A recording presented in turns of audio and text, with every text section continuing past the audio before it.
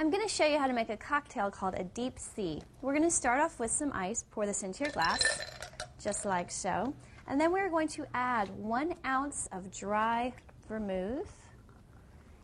Keep this stuff refrigerated because that will increase its shelf life and it will also taste better. Then we're going to add in 1 ounce of gin, like so. Just a splash of anisette, which has got a licorice flavor, and a few splashes of orange bitters.